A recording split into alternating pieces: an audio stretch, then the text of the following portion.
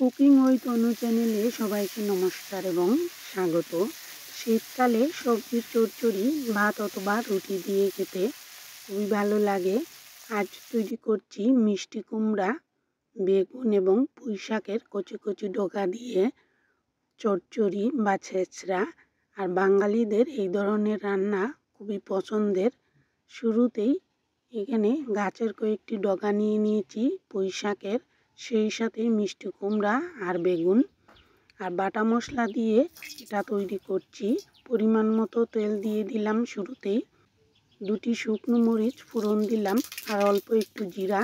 এই রান্নাটা নিরামিষ, তাই পেঁয়াজ রসুন ব্যবহার করছি না।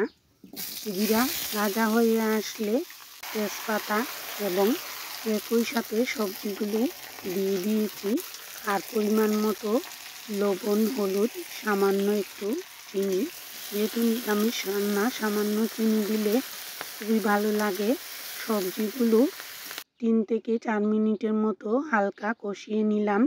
এতে সবজিটা অতিরিক্ত গলেও যাবে না আর চচ্চড়ি খেতে ভালোও লাগবে। কষানো হয়ে গেলে একে একে জিরা, ধনিয়া, শুকনো মরিচ এবং অল্প একটু সরিষা বাটা দিয়ে দিয়েছি। এবার মিডিয়াম আঁচে সবজিগুলো আরও 3 থেকে 4 মিনিটের মতো কষিয়ে নেব।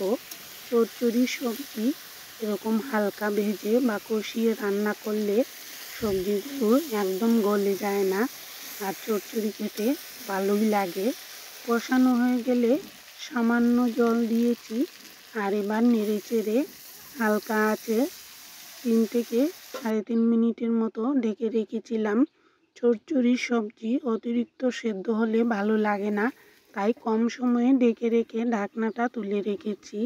আর এবার চুলার আঁচ বাড়িয়ে দিলাম, কয়েকটি আস্ত কাঁচামরিচও দিয়ে রাখলাম। এই ধরনের সবজিতে একটু ঝাল ঝাল হলেই খেতে ভালো লাগে। রুটি, পরোটা বা ভাত দিয়ে খেতেই দারুণ লাগবে। আর এই সবজি সহজে নষ্টও হবে না। ইচ্ছে করলে একদিন রান্না করে পরের দিনও গরম করে খেলে খুবই ভালো লাগে।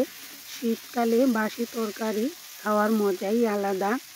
আর এভাবে নেড়ে চেড়ে মাখা মাখা হলে তেলটা উপরে উঠে আসলেই নামিয়ে রেখেছি।